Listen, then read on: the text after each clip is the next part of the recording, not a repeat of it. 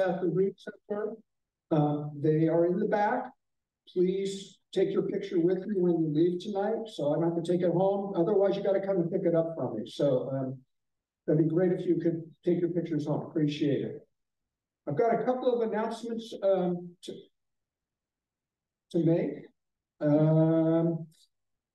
Our secretary, Laura Greenman, is going to be turned out at the end of this year, so we will need somebody to take her place. So if you're interested in that position, please either see me or see Rachel and let us know, because we would love to have you on board. So I'm going to call for other announcements because I don't have anything else to say. Grace.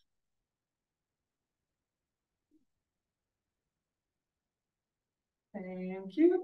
This is actually on behalf of Shelley Carlisle. Wanted to announce that she will be in the Center for the Arts Open Studios, which is coming up next month, and that she'll be exhibiting both of the weekends. And we'll have her photography, collage, experimental video, and demonstrations, a raffle, and snacks and drinks on October 14th, 15th, and 21 and 22. And that is at her home studio. And she'll be sending out information about that, but did just want to let you all know. And I don't know if there's any other shows or things coming up, but if so, now is a great time to announce it. That's all that I have before we start. Yes. Lake Wildwood is having their artist studio tour this coming weekend. Okay. And if anyone needs to be called in to get in, they can call me, Sharon Rose. Okay, so if you want to go to the Lake Wildwood, what is it called? A studio tour. The Lake Wildwood Studio Tour. Talk to Sharon Rose, and she can get you in. Yeah, there's several photographers that are going to be displaying their work. Cool. Sorry. Yes, Bill. Well, I got an announcement. Yeah. Oh, sure. Can I do it from here? Or can everybody hear me? What? Huh?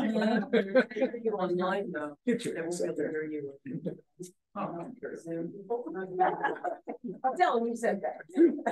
I'm just kidding. All right, so I should go up here then? All right. Yeah, look what you make. Oh, this wasn't part of the deal here.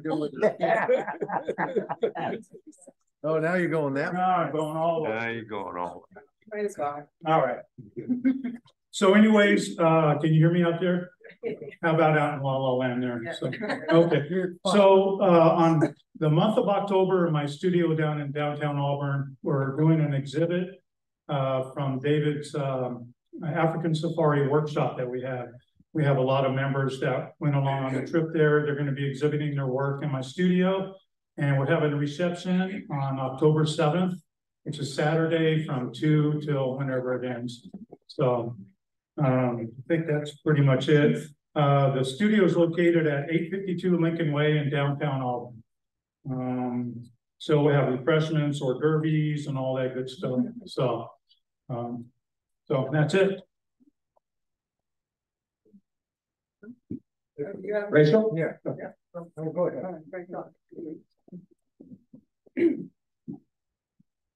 Good evening, everybody. I'm Rachel Rosenthal, past president of the club, and I have 3 announcements. One is we have the club's annual November workshop coming up on November 4th. Please mark your calendars from 9 to 2:30.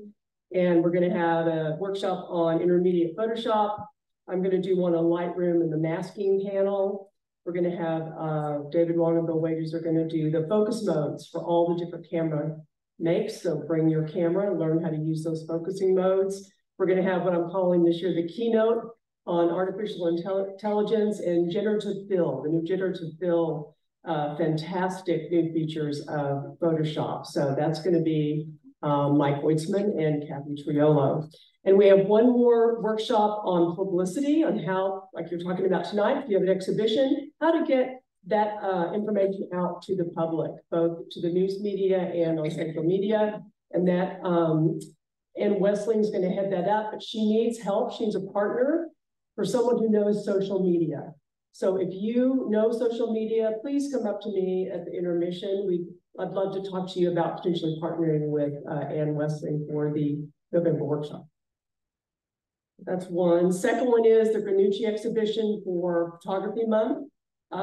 The exhibition itself is next March and April, but we're at the club's exhibition. Your submissions open October 1st. I already sent out an all club email and it didn't have the day it opens. And actually, please don't submit until after October 1st. That way you'll get a response email saying, got it. So you know that your entry has been submitted. So you can submit from October 1st through November 25th, the Saturday after Thanksgiving. And it's in celebration of water. It's both color or black and white this year. So I'll be thinking about what your image is. You can submit 3 for consideration.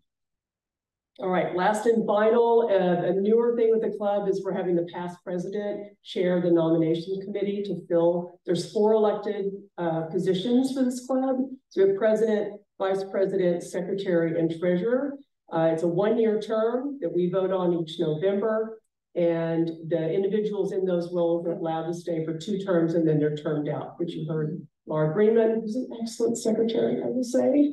And she is termed out. So we will be looking for volunteers. You can nominate yourself, you can nominate a friend, we won't tell, to be the secretary. And so as nominations chair, I'm also asking if people would like to work with me, consult with possible people we could approach to voluntold them to maybe apply to be secretary for the club. It's a great board, it's a great group, it's great service to this wonderful club. So if you have an interest in being on the nominations committee or a question about being secretary, we've got Laura here who can answer any and all questions, and I'd be happy to answer whatever questions I can.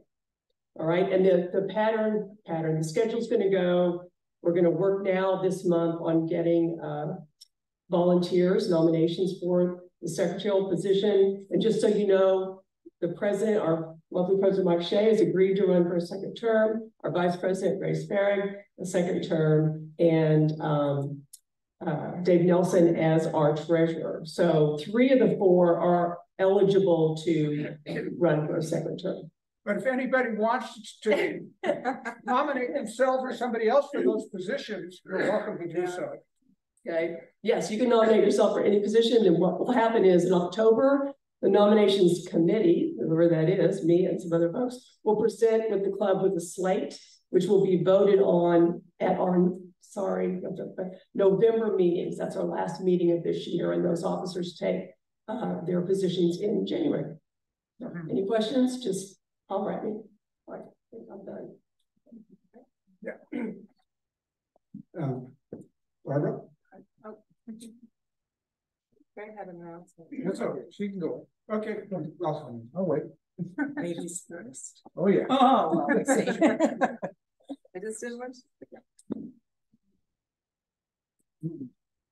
Welcome, everybody. I am Barbara Summers. I am your membership chair.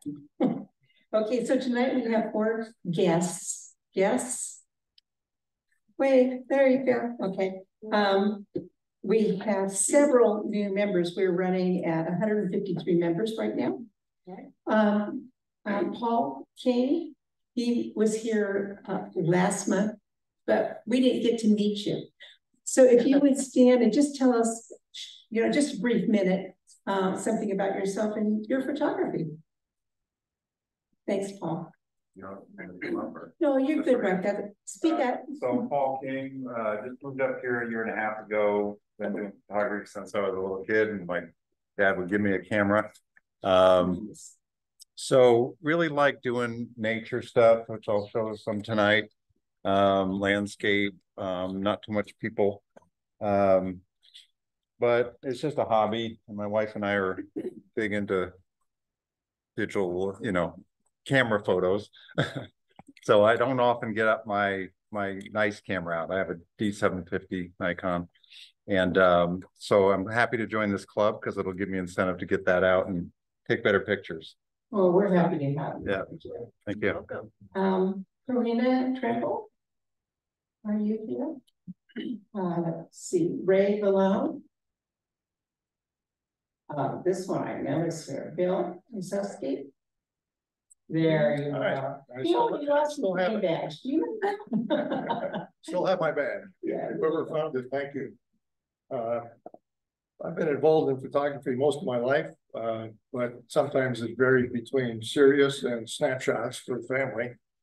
But I've been pretty serious the last couple of years, and a couple of years ago, I did join a online group called 365project.org. Some of you might be familiar with it. And it's a great vehicle for making you pick up your camera every day and look for photographs, whether it's your phone or a serious camera. And through the persuasion of Dave and a few other folks in the room here, I've finally joined the Nevada County Camera Club. So I live in Alta Sierra. Hope to be learning and sharing things with all of you. Thank you. Thank you. Welcome. Andrew Goodman. Hello. I live in Nevada County for about 11 years now. I live near like Smartsville, Penn Valley, and I try to take my camera anywhere I go when I at least go on vacation and things like that. I started off when I was in high school, so I know like how to do darkroom photography and stuff as well. That's about it. Thank you, Andrew. Welcome. Kathy Miller Benet. I'm not so good at French. Ask George. No, okay. Tina Woodward. And last but not least, member who's just signing up tonight is Steve DeFonso. Hello, everybody. New to Grass Valley, been up here about 2.5 years, and took photography back in high school and kind of filled with it then. I really haven't done anything like that until more recently, and so I found you guys on the web, and I thought this would be a good avenue to get me back into photography. So enjoy landscapes. Thank you, Steve. Okay, and once more, welcome everybody. It's your turn now.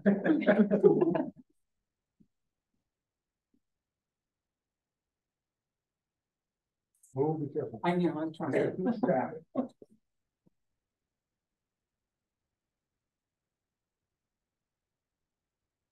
My name is Craig Orson. Since 2008, I've recorded Indigenous Peoples Days up at the Burton Ranch. It's coming up on October 6th, 7th, and 8th, and I invite you to come. I would come Saturday the 7th, bring your camera. The ceremony, some of the ceremony you can photograph. I would ask people, you know, if it's okay to take their pictures, but there's dancing, a lot of color, and I record the Descendants Circle, and these are the descendants from chiefs and leaders from around the country. In the past, I've recorded Crazy Horse, Chief Seattle, Sitting Bull, Descendants, and it's a beautiful experience, and I highly recommend it. So it's at the Burton Ranch off of North Bloomfield, Lake Vera Road. If you're interested, go to indigenouspeoplesdays.org, all one word, and check it out. That's it. Isn't that Burton Road? Lake Vera. Lake Vera. But not North Bloomfield. You go up North Bloomfield, you take a left, and then it's maybe 1.5 miles out. Hi, I'm David Wong, and I have at the sign-in desk some information for our Africa 2024 trip that we're doing at the latter part of February into March. So if you have any interest, take a look at that and shoot me any questions that you might have. Thank you. Any other announcements? No, right? Thanks. Hi everyone, Mike Weitzman. I'm your field trip coordinator for this year, and so we had a great time up at the Truckee train tunnels a weekend ago. It's so lots, fun. lots of great pictures came out of that, lots of fun was had by all that, and so, just wanna let you know, the next official trip is coming up on, October 6th, same weekend that you talked about, but we're going for Fall Colors to June Lake. We've got about 10, Camera Club members and a couple of spouses also joining us on that trip. It is an overnight trip, so it's from the 6th till the Monday the 8th, and whatever you could make out of that, you're certainly welcome to join us. We've got campsites, and it's all, I'll get the link for all of that. So if you didn't know about that and want to know more details, find me at the break and I'll tell you all about that trip. But we're gonna go see the Fall Colors, do some Mono Lake astrophotography, and early morning sunrise and some great colors there too. So thanks again.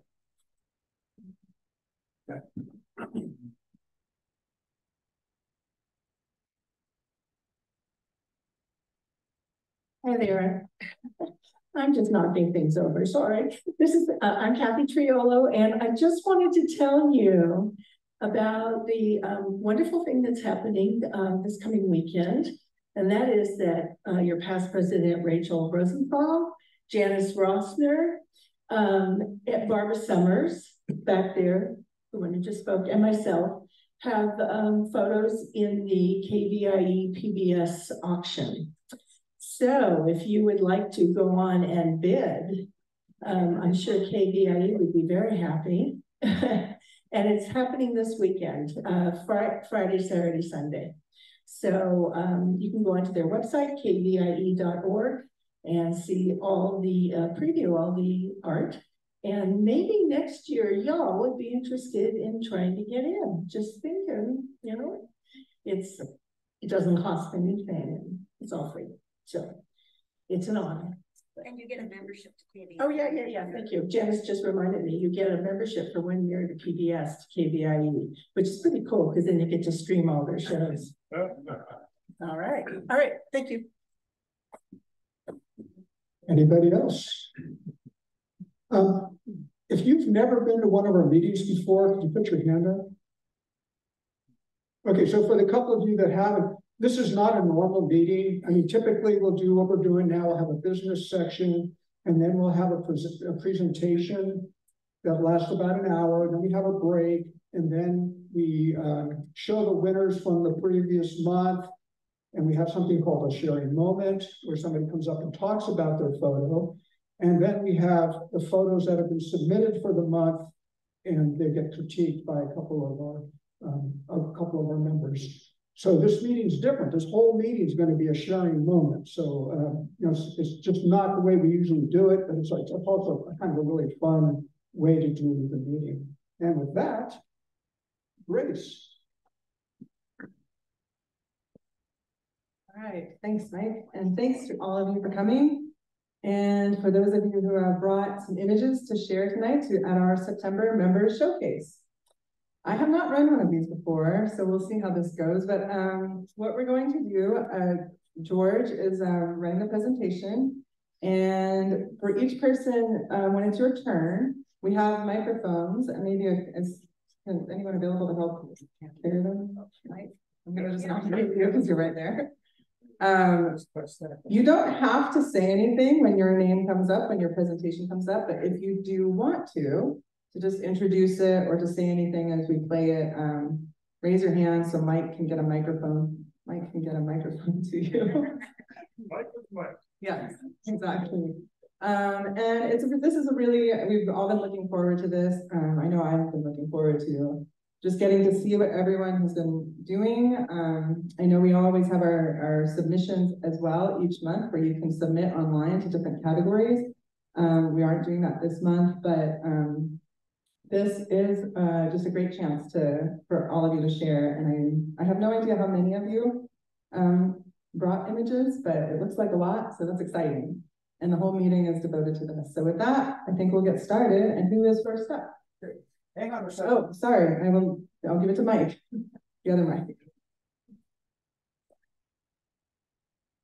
Yeah, because of technical, not difficulties, but we're going to show the winners from last month first. Normally we do it after the break, but just because of the way this thing's working out tonight, we want to do it now. So every month You submit photos, they get voted on, and these are the ones that won. So for assigned subject, which was flash shots, is Robert Myers. Abstract. I'm trying to read this sideways here. Hypnosis, is that what it says, Tom? Yep. Tom Quinn.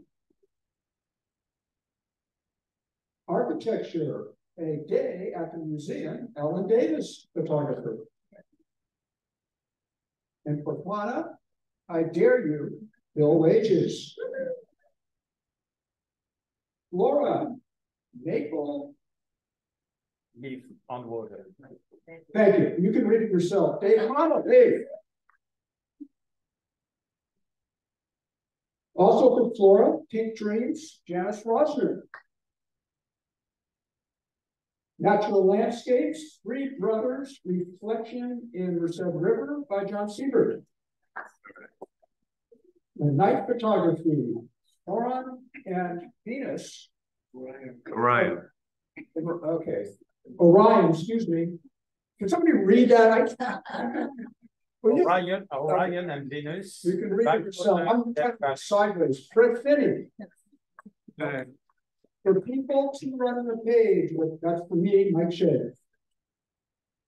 Photojournalism, committed to the line, Mike Weitzman. Travel, waiting for a water taxi on the Isle of Capri by Rachel Rosenthal. Creator. Is that emergent? Emergent. Emergent. Manipulated but real. What? Haifa Israel Sunset. Okay, thank you. By Jonathan Beth. Black and White. Balancing Nude. Balancing what? Nude. Balancing Nude by Robert Arnold. And the color, High Elevation Pine Skeleton by Eric Engels. Bone, Beauty in the Brush by Larry Lefman. Bush. Bush, thank you. And that's our winners for the last month. Thank you all.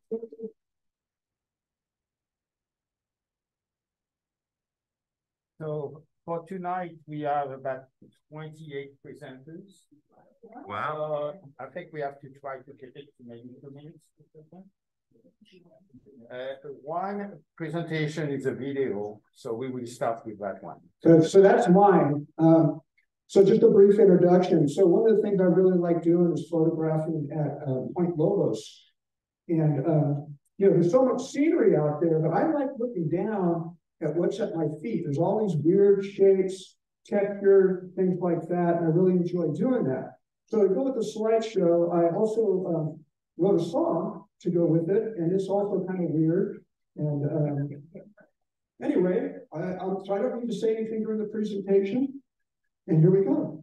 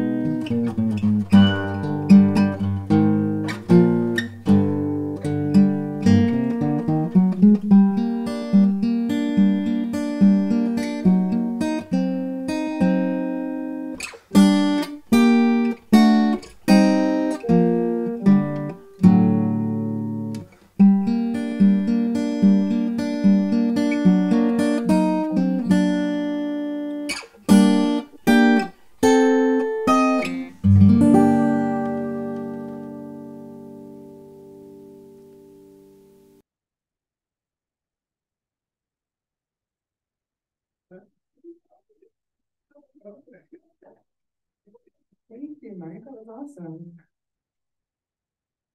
Okay, Okay, next so, presenters are sorted alphabetically by first name. Okay, so this is, we got sorted alphabetically by first name. Except for the first one, Jim Bear, because Jim was supposed to come very shortly. Unfortunately, he had a fall today. And he couldn't come, so. Okay. He sent me some comments, so. So he took images using an iPhone 4. He took these images of the Yuba River from the 49 bridge and from the Oit trail using iPhone 14 Max, I think, Pro Max. There's no edition, nothing has been changed from the original.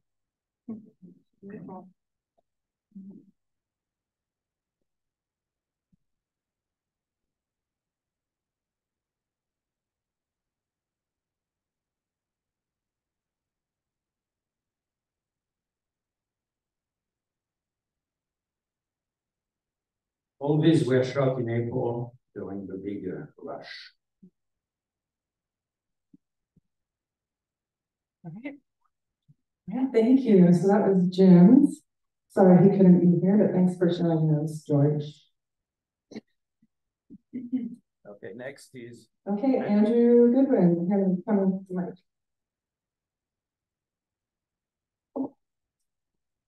So I put up some pictures tonight of all these are taken from my house. I have like a 360 view of Nevada County and Sacramento and the Butte Mountain Range.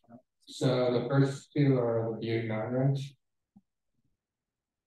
This is one I think it was like right before or after the rain. The next one. That's the one after the rain. And that's Nevada County sunset. The oak tree, it's my neighbor's house. That's the oak tree in front of my house. This is the ridge.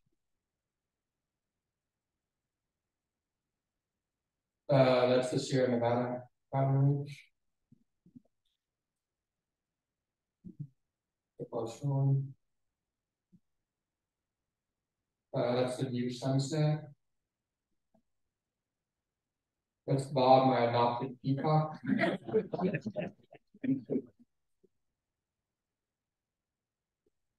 That's Sacramento. We've got some real nice views there. I'm going to enjoy.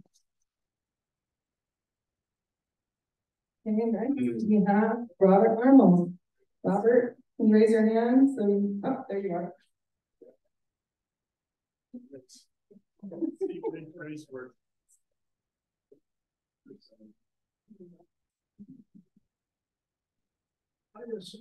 I just saved the photographs of old 4x5 Polaroid images that I had, and I just used those as a frame. So then I put a bunch of other photographs that I recently took, some with my iPhone and some not, and I made Polaroids. So, again, photocopying the image into the frame. This was a friend of my wife's who has arthritis, but she has lovely hands and marine. So I photographed her next to a window. Shoppers at the grocery outlet, my favorite place to go. You'd be surprised if you can find it besides good bargains. So anyway, I was strolling outside and people walked by and I said, I accosted everybody. Can I take your photograph? That person wasn't walking by, but I still I included that because it was something that I thought was interesting as far as shapes. And next.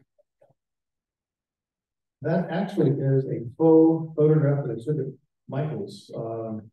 I spent only a couple of minutes and I photographed all the big flowers. And they hold still.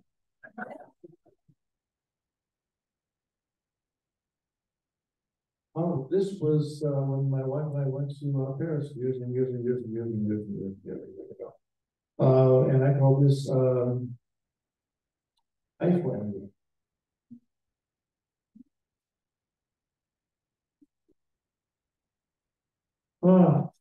Two girls that I photographed, they wanted to have photographs of them together, and I did a series of photographs a while back, with my Hasselblad, and I decided to put this together with my bow frames. Couldn't pass that one up, you know, these were apples that were getting a little old in the tube. So I decided to photograph them before they went to seed.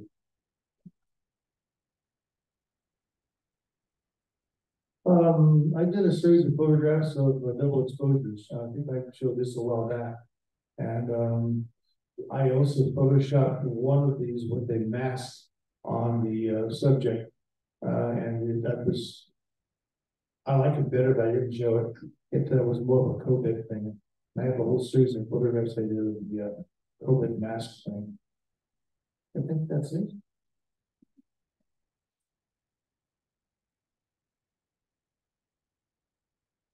Thank you.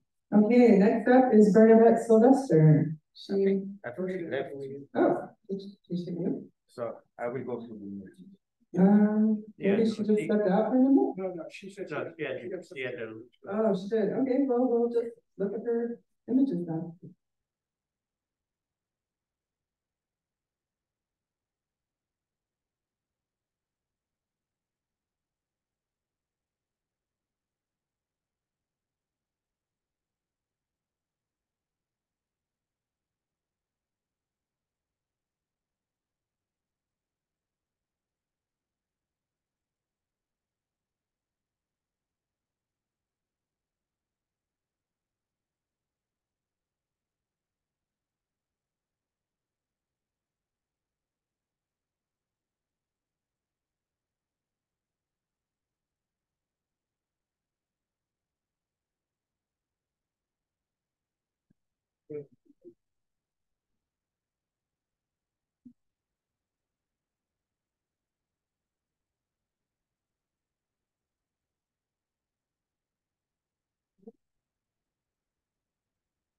Okay, we have Dan Chaplin. Dan, and I discovered infrared film back in the 70s, and I had a lot of fun with it. And then in 2006, Kodak decided not to continue to produce it. And infrared film has this wonderful characteristic of making living plants glow like chlorophyll and helping plants all turns white. And usually we see black and white infrared in landscapes, but I experimented with figures and I really liked the way infrared worked with figures. There's some qualities about it that are really special for the HI-135 in that that film doesn't have an anti-polation layer. So anything really bright and see that's next to something dark, the light diffuses through the film layer and causes a glow around things. And HI-135 also has a really strong grain to it, that's kind of salt and pepper. And those are some of the things that I thought really worked for figure photography. In addition to the regular stuff of blue skies turning black and water going black. And infrared film of figures has this ability to let light sort of wrap around the figure, because usually that picture there, what's in the shadow of regular film would just be really dark. But with infrared, the light reflects back into it and it creates these beautiful halftones. Yeah, it's very easy with black and right, salt and pepper, brown structure.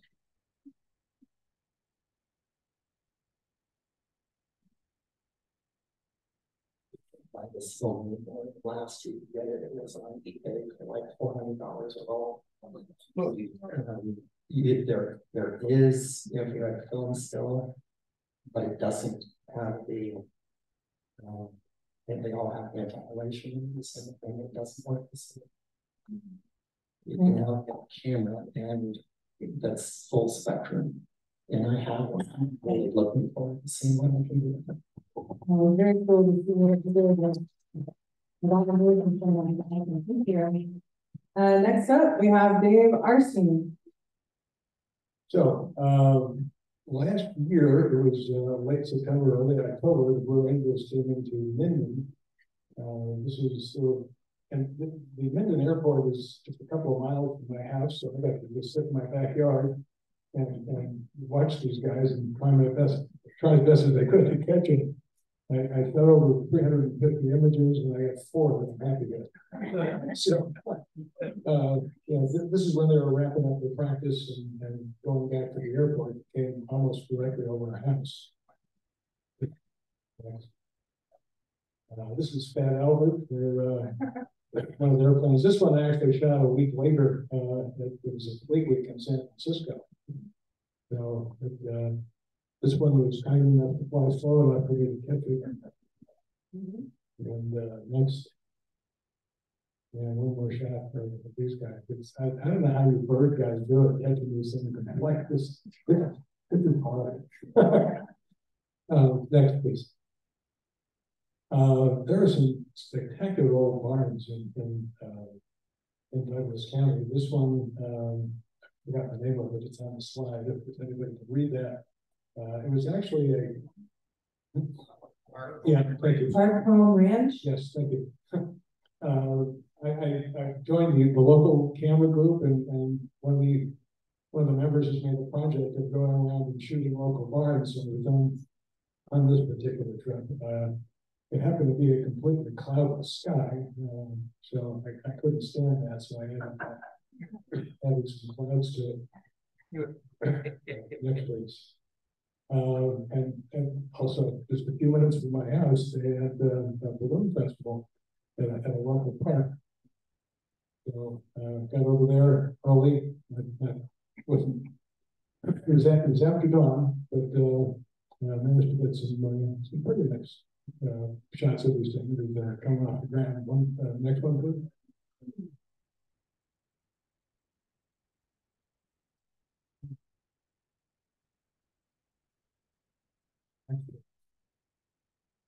And again, just from my backyard, we get some spectacular cloud formations.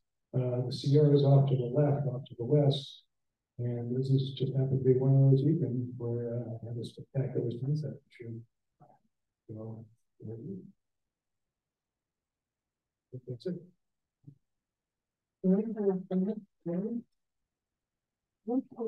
David Long.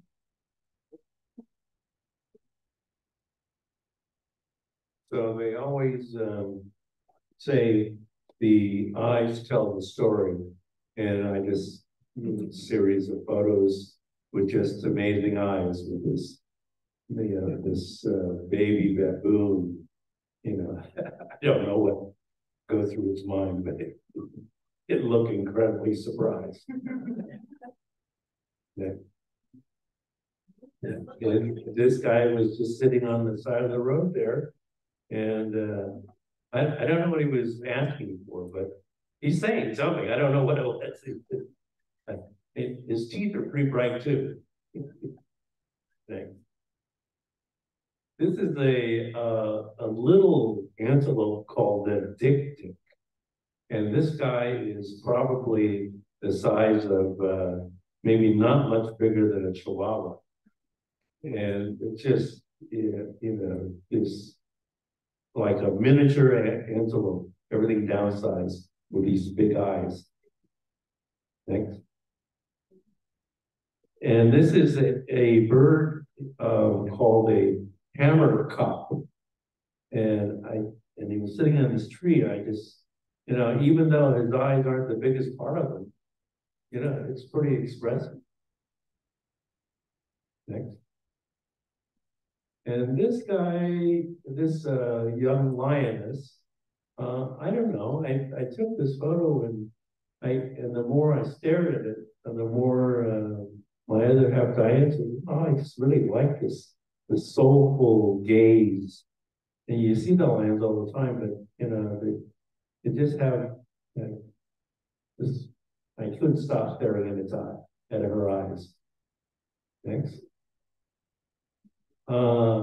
And this is a little baby's. I think this is a Thompson, I believe. I can't see the markings on the side. Oh, is it a water buck? Okay, water buck.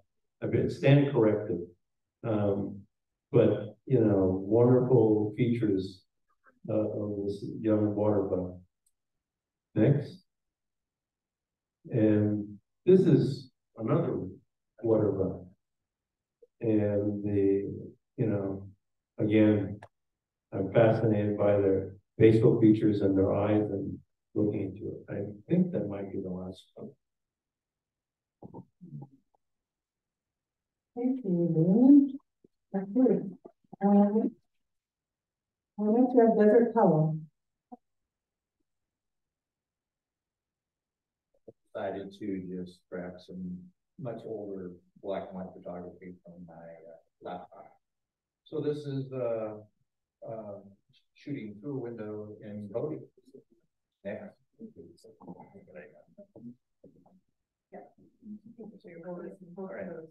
This is also at Bodie. I can tell I was there rather early in the morning because predominantly I looked for birds, but I was doing a double duty on this trip. So you saw those cans with frost on them, thought they were kind of interesting. Next. This is the opposite side of probably Lake where you could normally drive to. And a lot of people call these the columns. So when the lake is low, they get exposed. This is a volcanic ash that just been compressed and eroded away. Next. This is south of Death Valley. This is kind of a film treatment in editing, just some lovely cumulus clouds. Next. This is south of Lone Pine. I had scouted this old location from the PPG plant. This is some of the old wooden bridges during the plant's heyday, looking for soda ash and so forth. So I just found these lenticular clouds one particular afternoon. I decided to go out and take that picture. And just always been fascinated with wood. I'm a woodworker. And this is the close-up of an old salt trend just over by Keeler. This is one of the many towers of the Swansea salt trend. Thanks. That's it. Thank you, Douglas. And next is Douglas Hooper.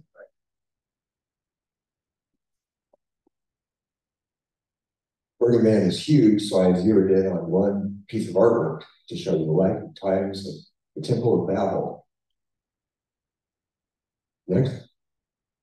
These are close-ups of the photographs that are in the exterior of this temple. Each one is a beautiful black and white photo. I'm told of the artist's friends and family.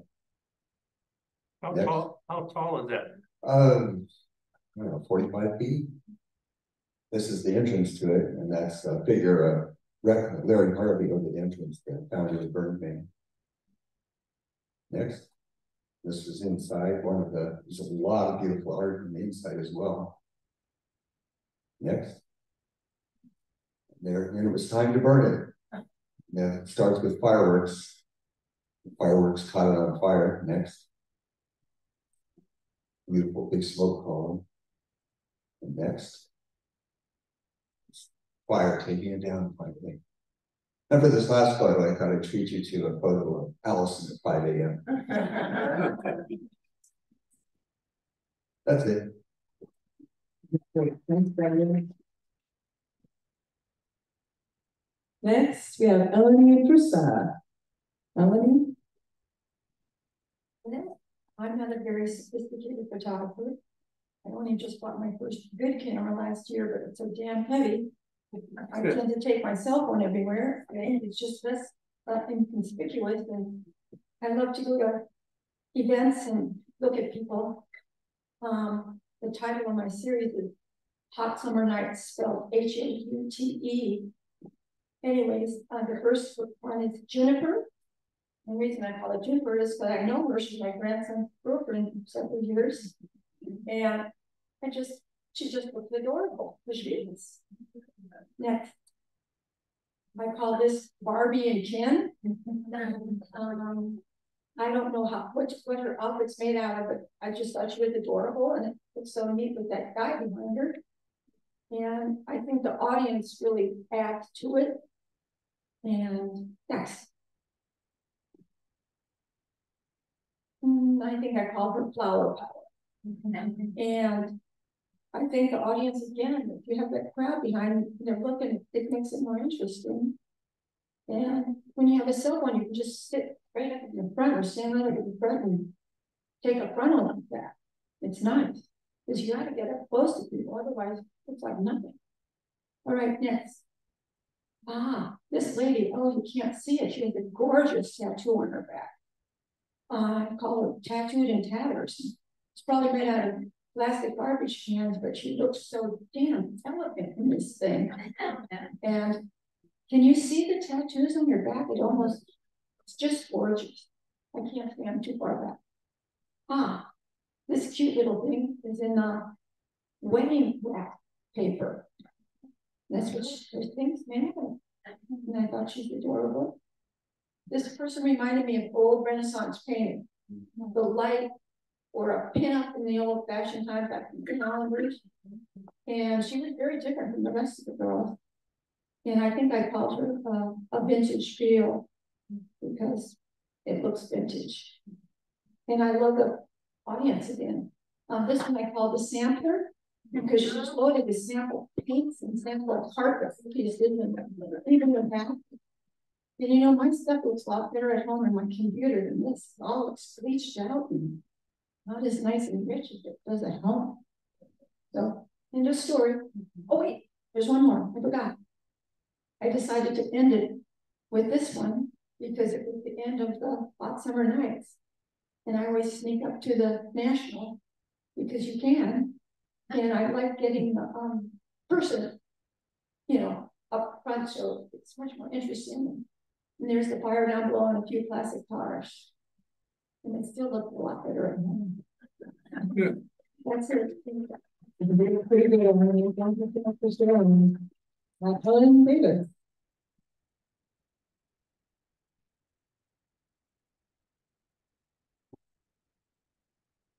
All right, I just thought I'd share a sample of some of the artwork that I saw at Burning Man. And so this is actually 4 different art pieces. There's a fish, and it looks like it's swallowing the Burning Man, which is actually on that honeycomb structure. And then behind it, you can see there's a horse, and then that actually would move, and the wings would flap.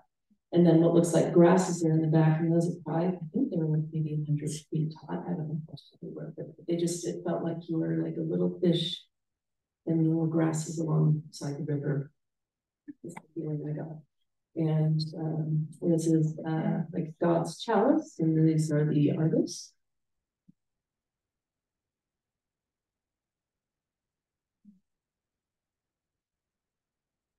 I was really enchanted with this tree. It just had these lighted cubes, and they were constantly changing color. And I just particularly liked this one against the evening light.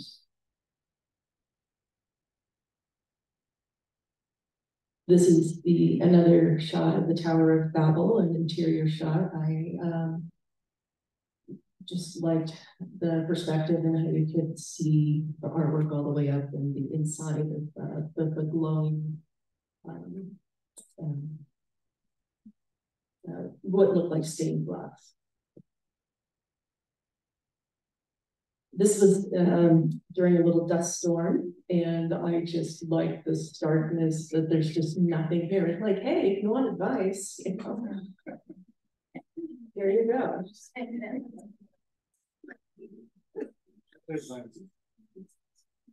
And so as many, you've probably heard, it rained while we were there. And in the theme camp that we were in, one of our art cars was this lighthouse. They didn't move it during the rain, but they would go and they would turn it on. And there was enough water to get this reflection. And I was really, this is actually probably one of my favorite shots that I got at Burning Man. And this is the temple. This was another one of my favorite pieces. I really loved how it was both geometric, but also it has these beautiful organic lines to them. And all the panels have these little cutouts so that when you're standing underneath, you could just like look up and see, you know, whatever color the sky is. And this is actually a photograph that I took with a pinhole camera. This is a 12-day exposure. That line that is kind of coming up and arching over, that is the path of the sun. And it's supposed to be over 12 days. And you can kind of see where the line starts to wiggle. And I chalked that up to from the high winds that came through. And even though I had it secured with massive amounts of duct tape and zip ties, it still wiggled a bit. You can see in the bottom corner, you can kind of see part of our shade structure. And on the far left, you can see one of the RVs that was in our camp. And what that bright spot is, I can only figure that it was a reflection from inside of the aluminum can. And Emily is right next to me, so I'm going to pass it over. Thank you, Ellen. So hi everyone, I'm Emily, and I went to a number of events this summer, including, so this was Jerry Bash, and my intention was to take street photography, and then I think what really captivated me was people, and I was really drawn to some people that I saw there and like wanted to personally connect to them and like capture them in that moment.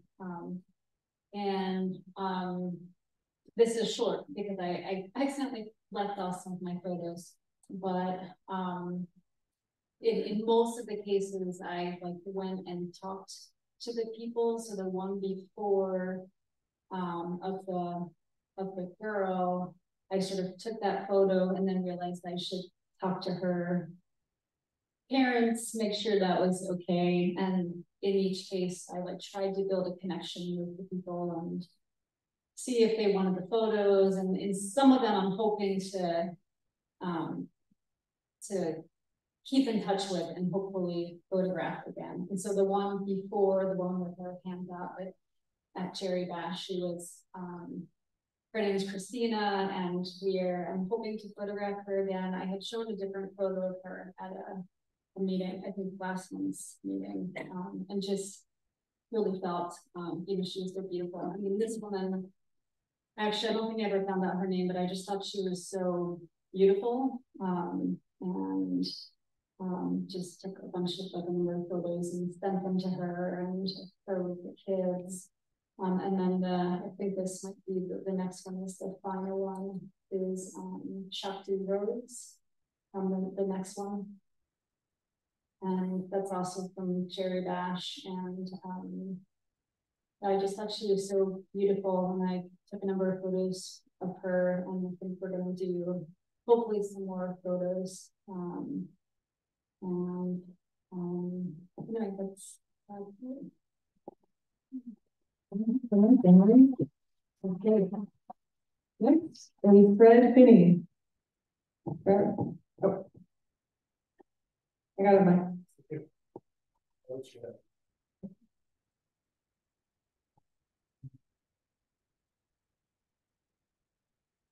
We found this at the West Wing gift shop in Rath Valley. My wife and I have walked in there many times, and the artist has a number of these, and we finally purchased one last year, and found a place in the backyard to hide the kind of an ugly stump. And I put the first one is that looked like he was crying, but he went in and sat there. but now we're into the winter. And it wasn't really my intention to make this into a series. Otherwise, I would probably try to stand in the right spot each time. But this is to get further and further into the winter. And otherwise, they kind of look the same. So the snow provided many different photos of it melting. And it just always seemed like there was something different. I just kept taking photos. I think most of them actually used my Sony as opposed to that iPhone. And it's starting to warm up a little bit. It's going to winter. Going to a little bit.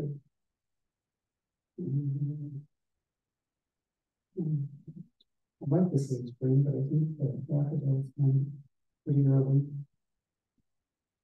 And I needed summertime photo. But with that recently, and that's it.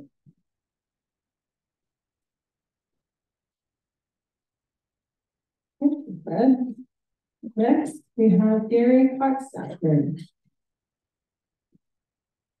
Did a little trip to Fiji earlier this month. It was a great trip, except for the 30 hours it took to get here from the time I lived in the ride. Sunsets were gorgeous.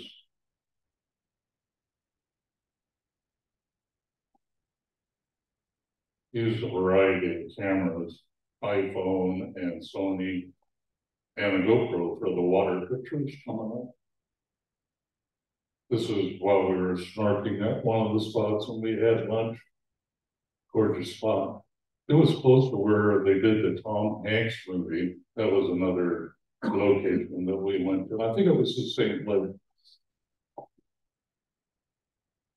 These are the GoPro pics. They're just screenshots from video that I took. Nice corals. Lots of little fish.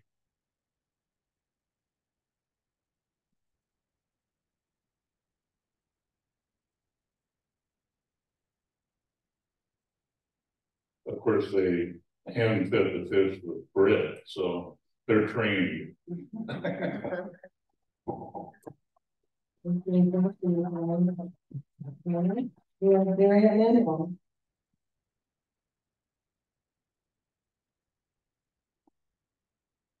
So I call this High Places Around the World, and actually these are pretty much retro, you might say, because they were all taken from 69 to 95 on my Minolta SOG 101 single lens reflex. And actually the resolution turned out better than I thought, because they were all, I digitized all of them from the slides, you know, the film strips. And anyway, that's the Champs-Élysées from the top of the Arc de Triomphe. Next. And that's the Eiffel, from the top of the Eiffel Tower. And then next. And that's Central Park from the top of the Empire State Building. And next. And that's from the top of the Prudential Building in Chicago, looking towards Lake Michigan. Next. And this is one you won't see from now on, because this is from the top of the World Trade Center in 1987. And as I recall, it was a restaurant at the top. I think it was called the Windows of the World. Next. And this is from the rooftop tasting room of the Heineken Brewery in Amsterdam. And next. And this is Salzburg from the Fortress. Next. And last but not least, Venice from the Bell Tower. That's it.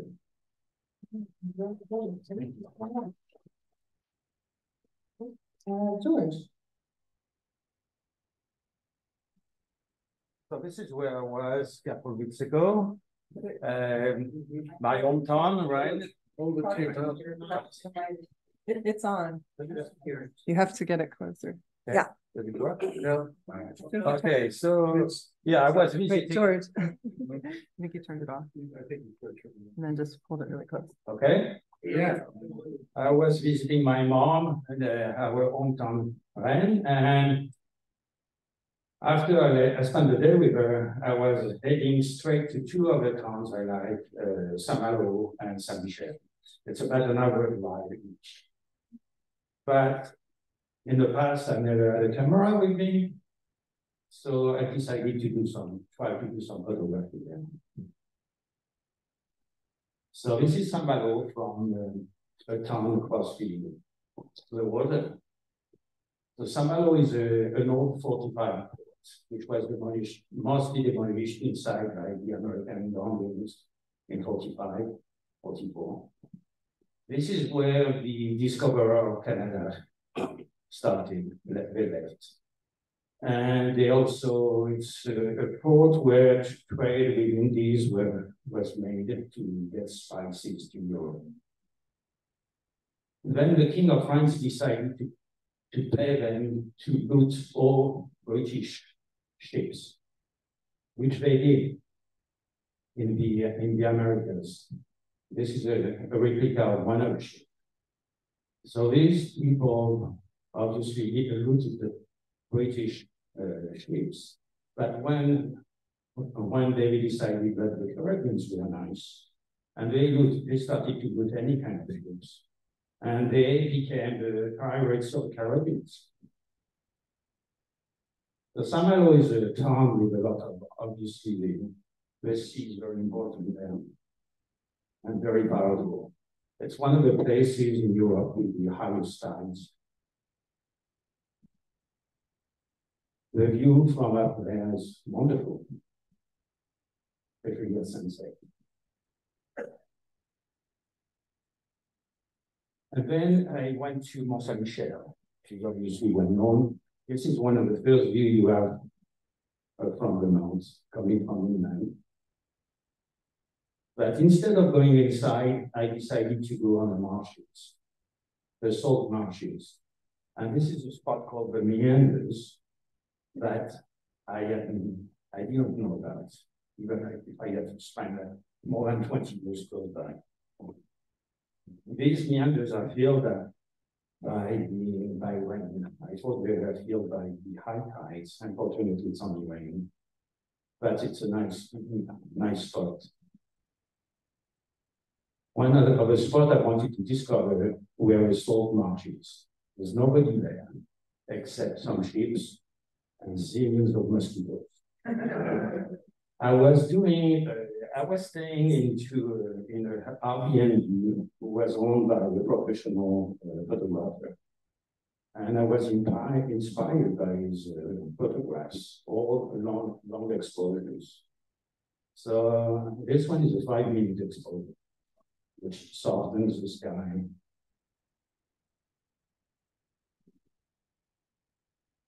And at night, that night we had a concert inside the Basilica. And after the concert, we had a light show. And you can see the big people. That's it.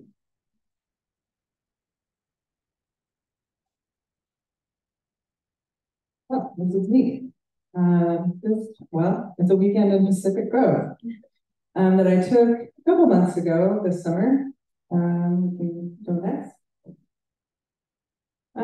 So there were a lot of deer in Pacific Grove. I took a lot of pictures of them. There are not a ton of those in this series, but I just really loved this shot. I was driving down to the beach, and this guy and actually another one were just hanging out in someone's yard. So I just really quickly pulled over and just took the shot out the window. Next.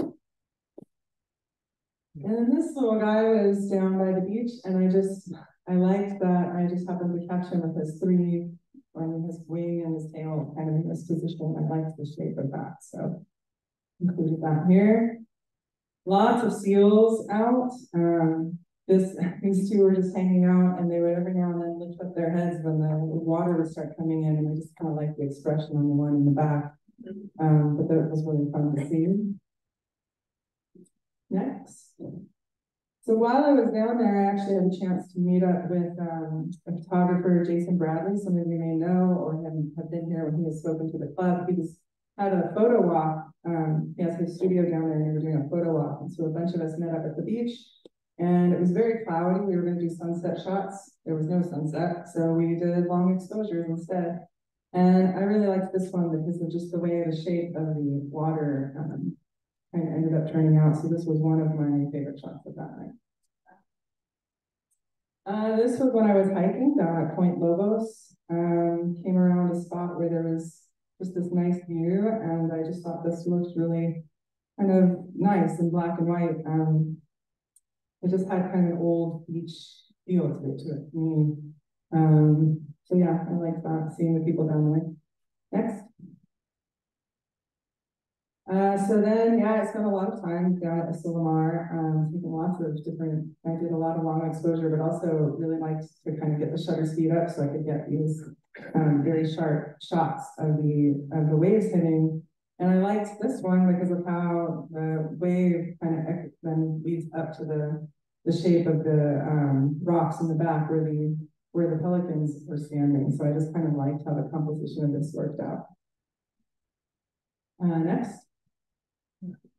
Yeah, so this one was, these cormorants were flying constantly and I just got really lucky where I saw that there was a line of them coming. And so I just set up and then they flew in and I took the shot. And it's a little bit grainy. Again, it was a very foggy day. I think I might have had, I don't know why, probably because I had been doing some long exposure. I think I might have still had my ND filter on there. But I actually ended up liking how it turned out and then did a little, play with the color a little bit. And yeah, it has a very moody, stormy feel, which is how this day kind of felt. So it worked. Next. And this was a pair of deer. I started with the deer and I'll end on deer. There was a cemetery in Pacific Grove that when I got there, I stopped by and saw it. And there was a herd of deer in there. So I just kind of went and hung out with the deer for a while and caught these two whispering in each other's ears. So that's it. That's me. Next, we have Henry Goodman.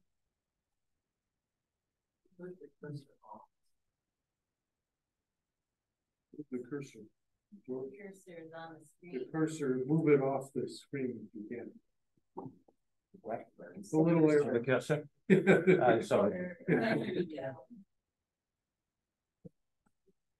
I just chose a series of photographs of some of the more beautiful places that I've been over the past year.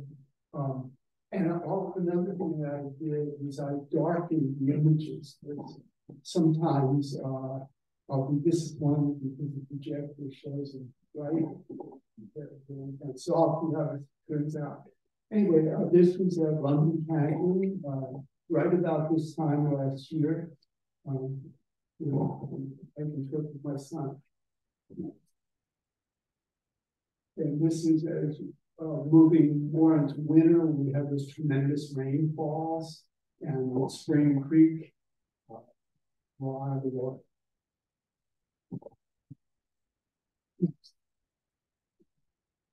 I have Chris in Bill in winter and on Yuba River and kind of enjoy the water is swimming in front. They come beginning in spring. I love the way the flowers and the river making the bee and walking very back. And this was in West Virginia, some waterfalls in West Virginia. And I chose to put this in black and white because there was a lot of the rust color in the water that I found a bit distracting. Next. More of a vertical. You see the rust color, but it's not as much in this photo and just a great splash. Next. And then probably more recently, I went with the high school to Carson Gas and paintbrush was and opening wildflowers with magnificent.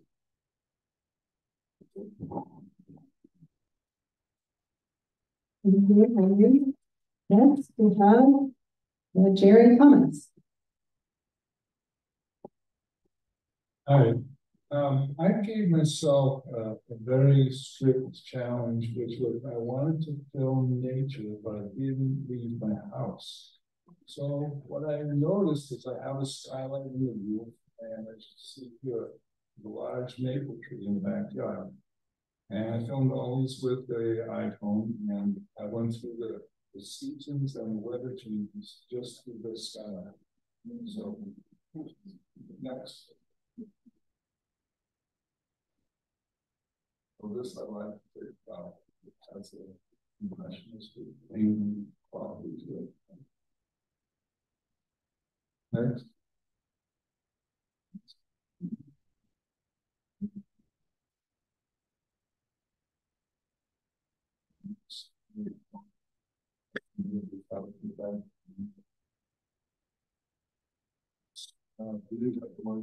Some getting what Jesus yeah.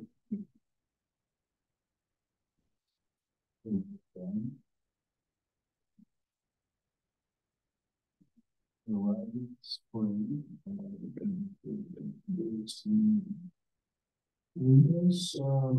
There was a huge amount of so that means this sort of what we would be found yes, on the outside of stuff. Anyway, that's it. Thank you. Next is Junior Anderson.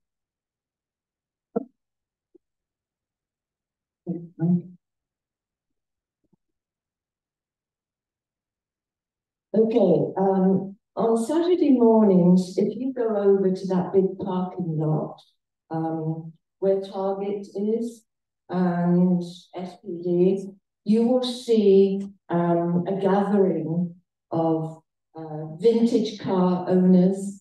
It's really beautiful. I love the old vintage cars. So when I discovered that this was going on every Saturday, I started to take my camera over there and photograph the vintage cars, like 1920s Ford trucks and things like that. And then I realized that if you look at sections of the vehicles, that you get all these shapes and colors and reflections. So then I started to do photos of sections of the cars. So a lot of these images are just a hint or a suggestion that it is a vehicle. So hence the title, auto suggestion. So this is a hot rod. Next.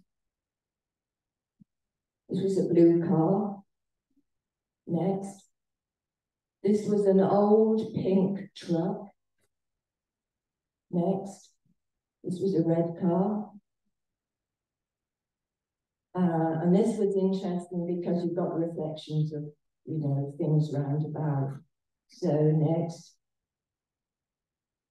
This is the nearest I'll ever get to owning a Corvette, which is one of my favorites.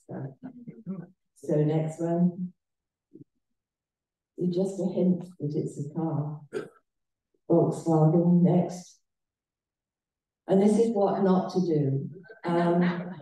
When I started doing all this series, I was forgetting that this is what happens if you don't pay attention. You get a selfie by mistake.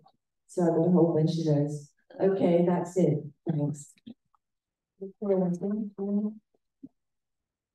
Well done. Happy trails.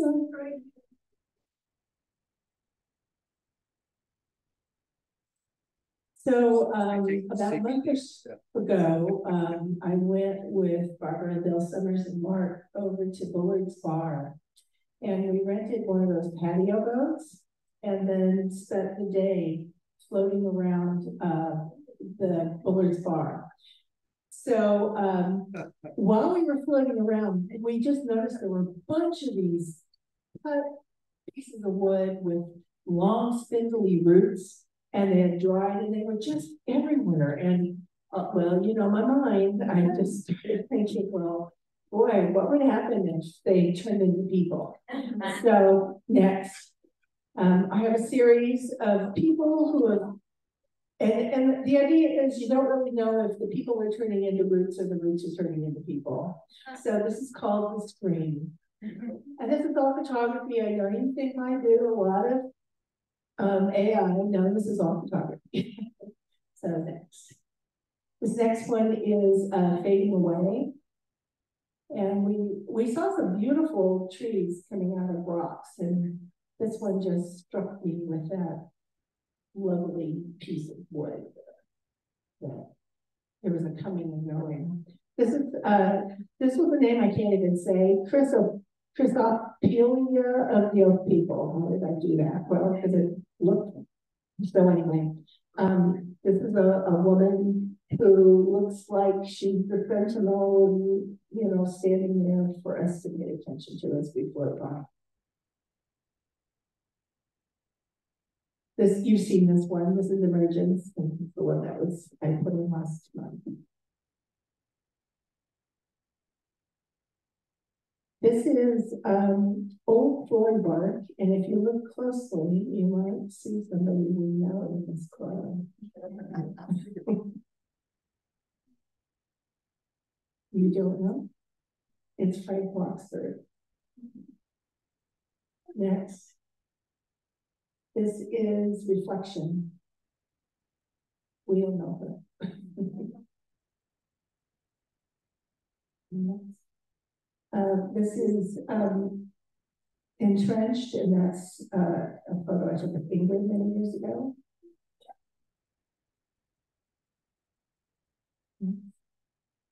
This is Resurgence, so I do want to come clean on this one. The wood base is real. The woman attached to it is AI. But everything else is real. Just not the woman. And I think, is there another one? Oh, yeah. And again, this is another real piece of wood, real background, but I attached an AI figure to it. So I just wanted to show you what the possibilities are. I would never submit this to the club because it's not photography in my mind. It's an image that I created. And I think that's it.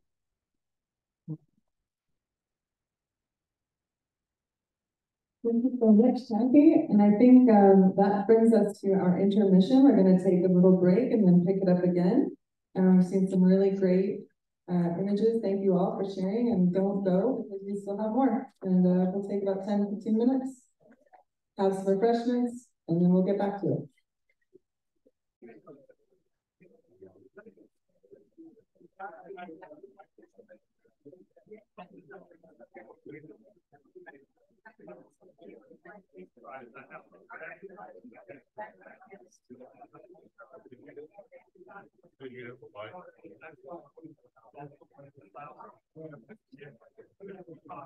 Raising the hand. No, I think it's fine now. I think. All right, so we'll get started with Lori Woodhall. Hey, everybody. As some of you know, I had a tremendous privilege to go on the African Tanzanian safari with Dave Wall.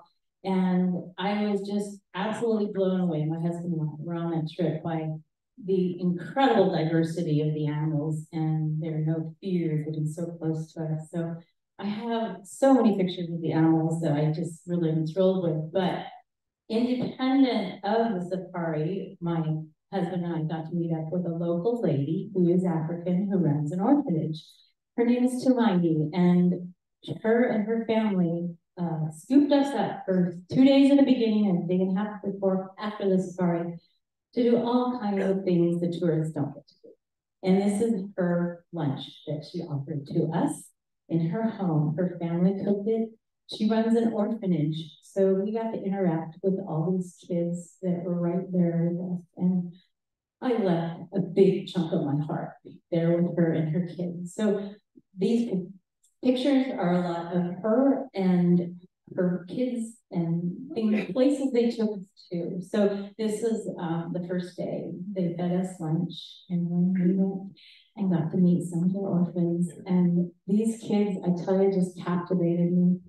They are so adorable. And these are 2 little girls on either side, a little boy in the middle. She only has 15 kids. but she's been doing it for 18 years, and these kids are going on to do better things with their lives. They're graduating from high school and college, and some of them are actually coming back to work for her. Some are going on to do great things. So I just love the light and inside, the colors everywhere are in Africa are just beautiful. So next one.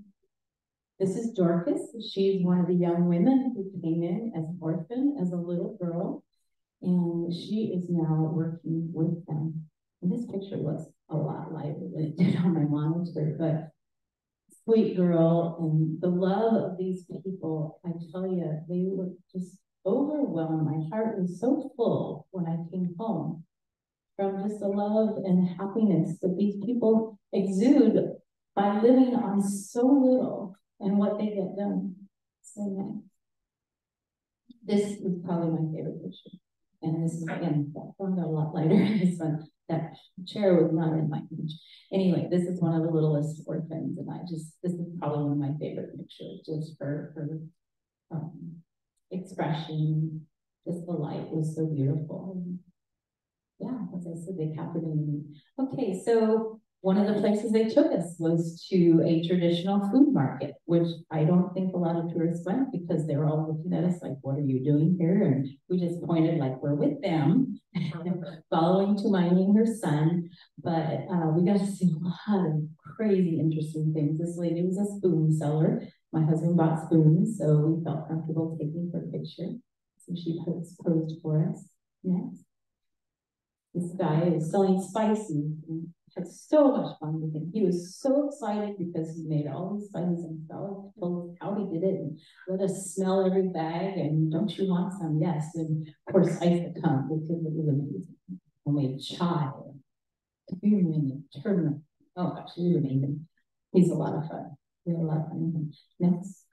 And towards the end, we had a request to buy some fabric. So, Tumaini, do you know where we can buy some fabric? Yes, we will take you there. So we went to a little fabric shop, and this is one of the helpers there. There's just floor to ceiling bolts of fabric. I had the hardest time picking, as I'm picking for somebody else, a couple other people. But yeah, the colors again, they're just all so friendly and patient. And I took forever, and they're like, take your time. So I just love that. Next. And this is way in the middle of the Serengeti on the road to one of our national parks. There's kids and people all along the roads, but these boys were waving to us, probably hoping we'd give them some money. And although it was said not to, we gave them a couple coins, so they posed for us. But these are the Maasai, the shepherds out in the middle of nowhere with their herds and things. So I just love the expression of these boys. So that was the end. I believe that's all. Thank you. Next, we have Mark Rideout. Hi. In July, we got to go camping at Trinidad for a week. Met up with a group of 20 photographers. Spent the week just wandering around and exploring. Here are a few images from now. I'll just let George go through and go through the Were you with Jerry Wagner? No, it was Mark Citrick and Gene Kennedy and group like that, but I did meet with Jerry.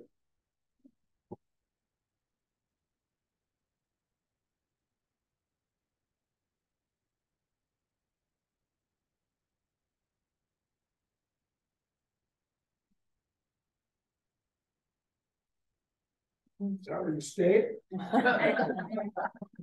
No, that's Samoa. That would be Washington. That's Samoa.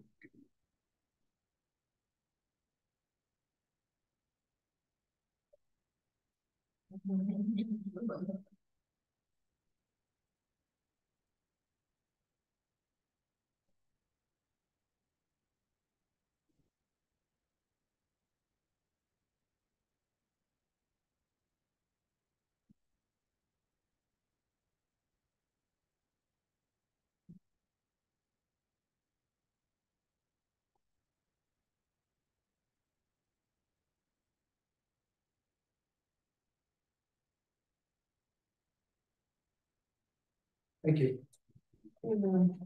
Homonoto.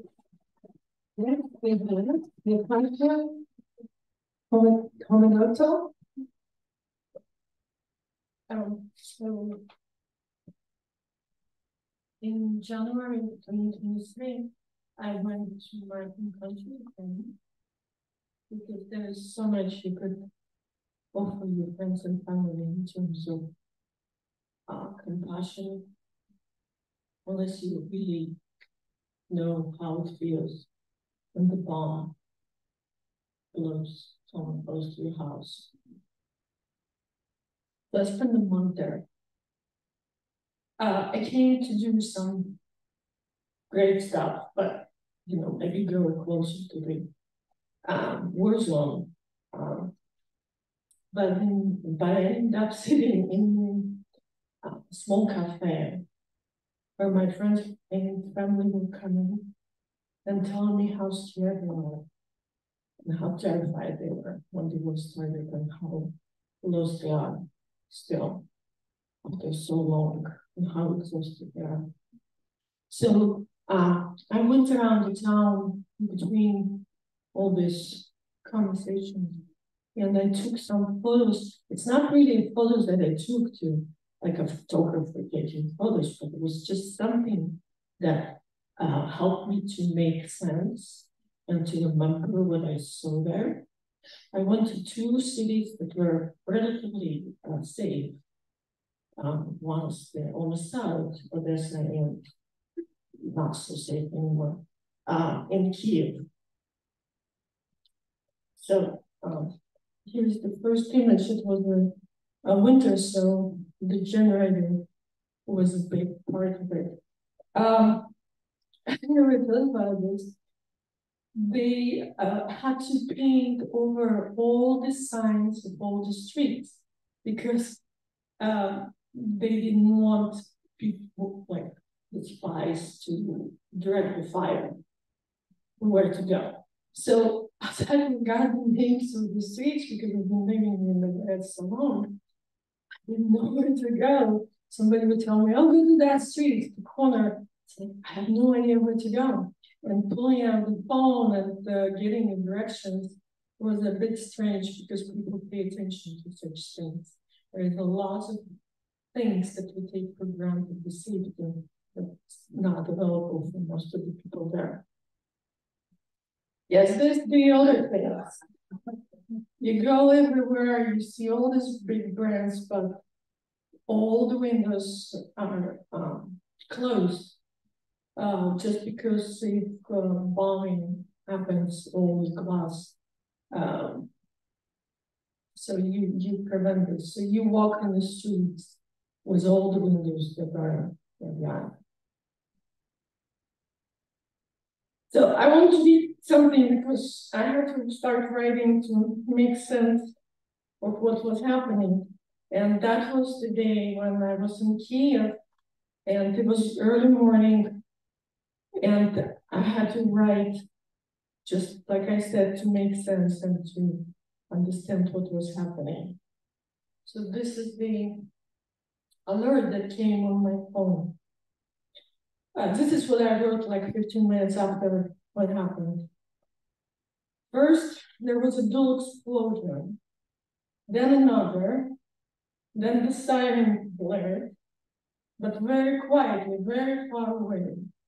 It was as if someone was watching a war movie in the next room. And then the siren blared on my phone. They struck from the northwest with the ballistic missiles, and therefore a siren went off only after the strike. We continued to have breakfast. I felt very excited and wanted to immediately let everyone in California know that everything was fine with us, and we were fine. I've previously experienced a similar feeling only in moments of strong overexcitement, when there is no algorithm for behavior and you don't know how to react to all this. A little over an hour later, my phone reported that the alarm has been canceled. As we continued to have a breakfast, next day I walked around the town and I paid attention there. everywhere you see the signs where to go when the bombing starts. So this is one of the signs that you will see on the street.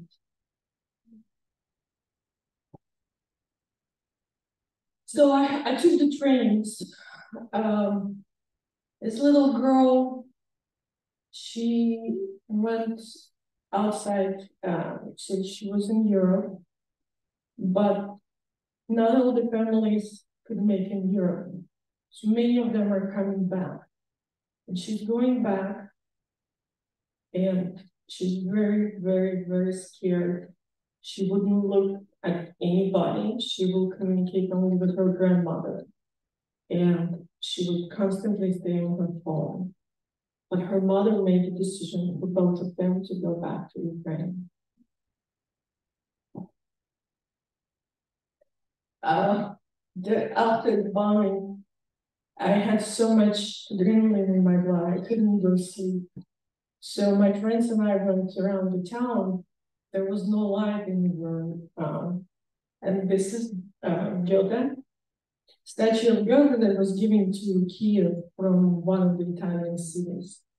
And they put the sandbags around to prevent, because it's a marble, so to prevent the statue from being destroyed in case the bomb starts. And this is my hometown, Odessa.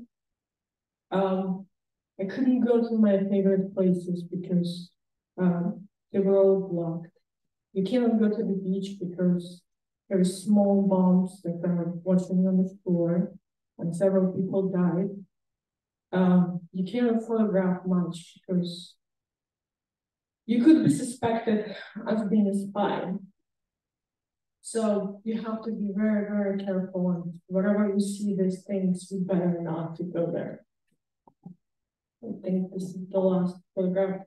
I just wanted to say that a few days ago, another guy died that I knew. He was a brilliant, brilliant cameraman. I'm just so amazed, or no, it's not the right word. I'm just so frustrated how many people who were part of the culture, who were photographers, poets, videographers, editors. I know those folks because I worked on television for so many years. How many of them are dying?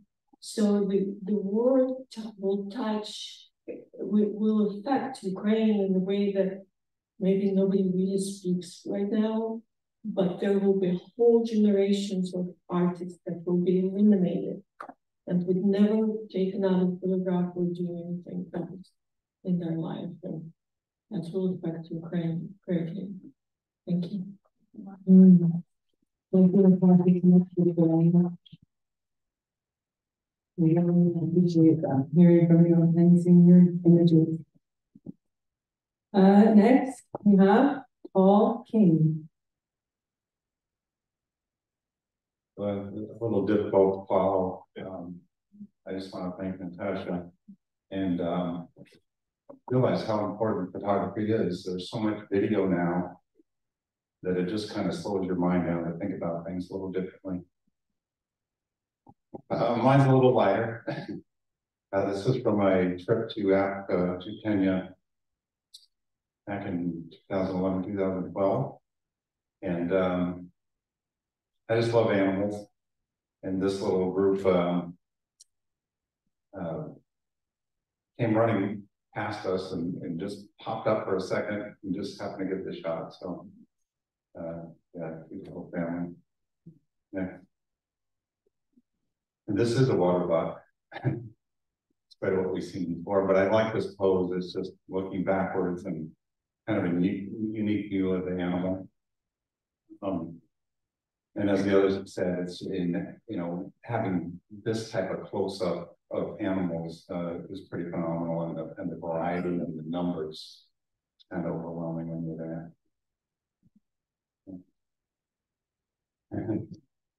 And baboons are one of my least favorite animals, but this little fellow looked a little harmless and was kind of checking us out. So I like that pose.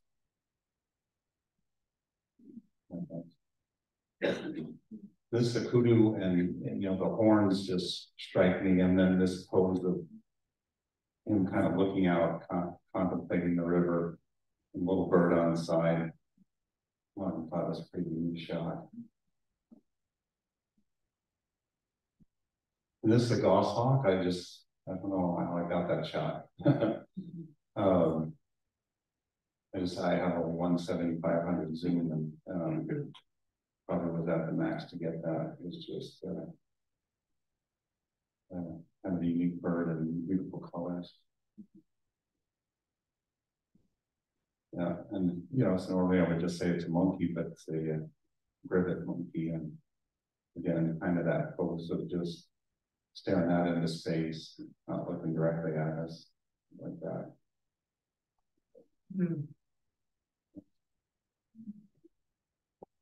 So got a lot of draft shots, but I think, you know, focusing on just the neck, and you know, humans have 7 vertebrae in their neck.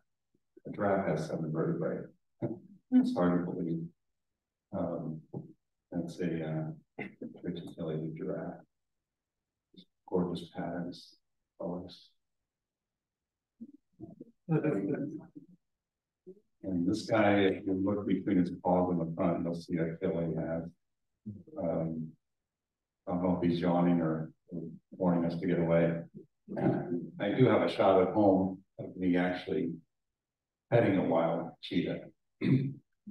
That's a story, but then a couple of wild ones that they were rehabbing to put out in the wild, and got invited into a cage with them, and the guard threw down a couple of plates of food, so they gobbled it, but they, you know, quickly go in, so only the men go in, pet them, and don't step on the tail, and then get out. And this is one of my favorites, just such a beautiful face, and you know, the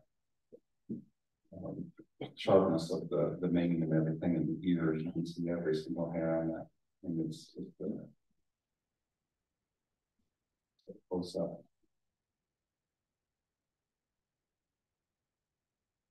Thank you very much. We have Rachel Rosenthal. Yeah, so I'm just going to share a few pictures from a trip I took to Yap, Micronesia. It's I think South Pacific. It's a chain of 600 islands. And so this is one of the states of one of the islands called Yap. And just some of the people. I hired a guide for the day. It's actually a work trip. There's a college there. I went to visit the college there, and I hired a local guide who took me around the island. So this is some of the people of Yap. And this is a canoe builder who went to Harvard. And just in conversation with him, he's returned home and teaching his fellow some Japanese to how to make a handmade canoe. So next one. And the men of Yap all carry what is called a basket. They all have a basket. And I asked them what was in the basket. And they were like, look at me wide-eyed. Well, you know, I have some medicines in there and my pens and paper, basically a tote bag or a purse. Every man carries a basket. And betel nuts, very, very common in Yap. Notice his teeth, they chew on the betel nuts, which stains the teeth bright red, which is lovely warm people. Next. This is my guide, Temok. Not a great photo, but I picked this one because Yap is the only country in the world that uses stone money. So this is an example of stone money where families will own these pieces of stone and they still use them to this day. This is in 2016. To barter for goods and stuff on the island. So what's that worth? I have no idea. I don't know. So yeah, he took me all over the island. He was very enthusiastic, and at the end of the day, he asked me to marry him. Yeah, I don't think so. So anyway, Next one, and this is the most probably special photography related event of my life. Tamuk took me into the forest, a very long, involved story, make it very short. He said, my uncle is the only traditional chief left in Yap, and Yap is very remote. I was met at the airplane when we landed. The women are topless in Yap. And so you're met by, and so it's a very third world country. They took me into the forest and to meet his uncle, and he wasn't sure I'd be able to meet him. And I got super lucky, and he was home, so to speak, in the forest that day, and he wanted to meet me. And not only did he want to meet me, we spent quite a lot of time together. And he dressed me up in his clothing, and fascinating afternoon with a traditional chief in Yap. So next, please. And he took me to the men's house, which women are never allowed in, because I'm not, of their culture. He let me, I got to go inside the house, and he posed for me, and there's his basket. So he has his basket with him. And he's chewing the betel nuts. Next. And then they did traditional dancing for some of the tourists that were there, and I had to choose carefully because a lot of the photos, the women are topless, but just beautifully dressed in these outfits made by their mothers. So, next. So the ladies were lovely and agreed to pose for me. This is one of the ladies who were dancing. And next. And this little guy was just a kick. He was having such a good time. So this is the last picture, but just to share with you some of the beautiful people of Yap.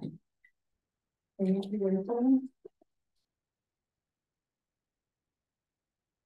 Next, we have Shelby Cohen. I'm here. Oh, she's there. I got it. Instead of a man, Chris, you get a basket. So did you pay your guidance thumbs? Next. So I started photographing preschools. I used to photograph 935 kids a year by myself with film. And these are 6 images.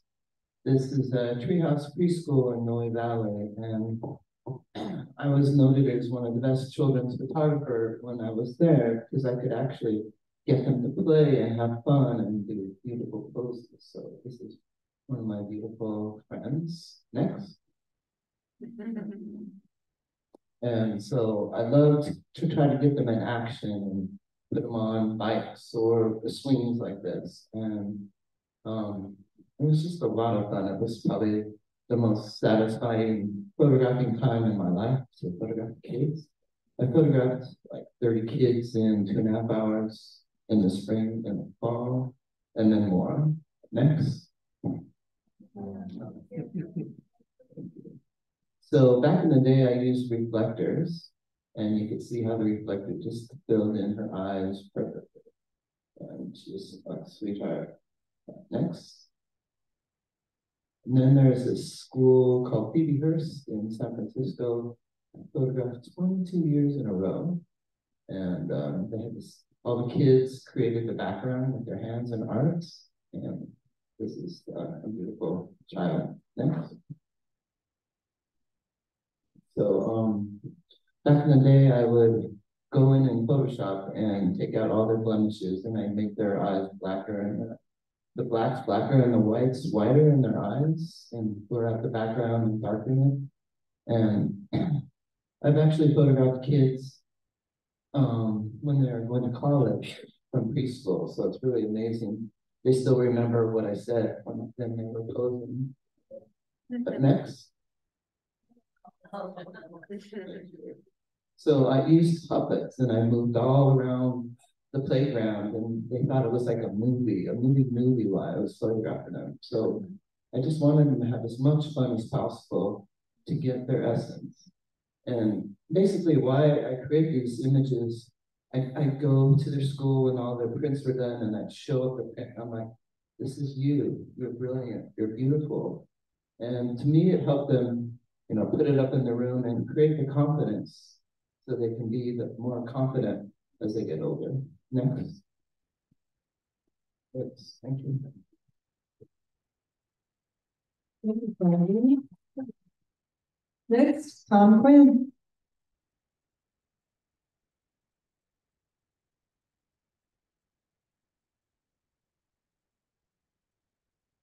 It's always interesting putting these things together. So many pretty color photos. And this is not that. It's called Noir, and I'm not going to narrate. So George, maybe you could just go through them. They're kind of disjointed, but maybe a feel of a Fellini film with a little Ingmar Bergman thrown in there.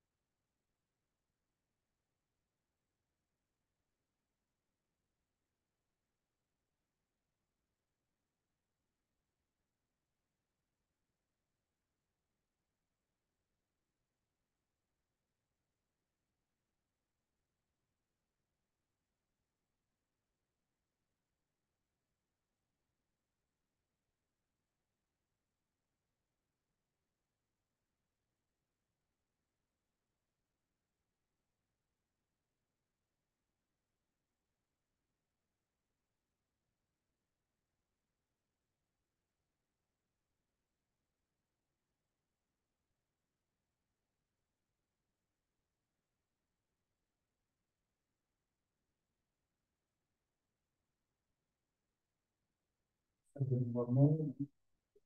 This one won't show it's a TI.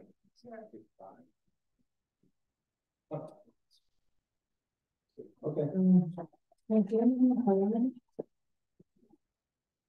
Is that it then? Is that the last? That's it. Oh. Good. Oh. Oh, let me get. Hey, we get to go home early tonight. Get the lights, please. Let me get Tom's last image. Oh. Hey.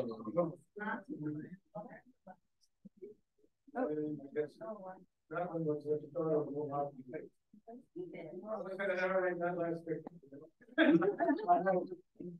The question is, those lights intrude on darkness or on darkness and not light?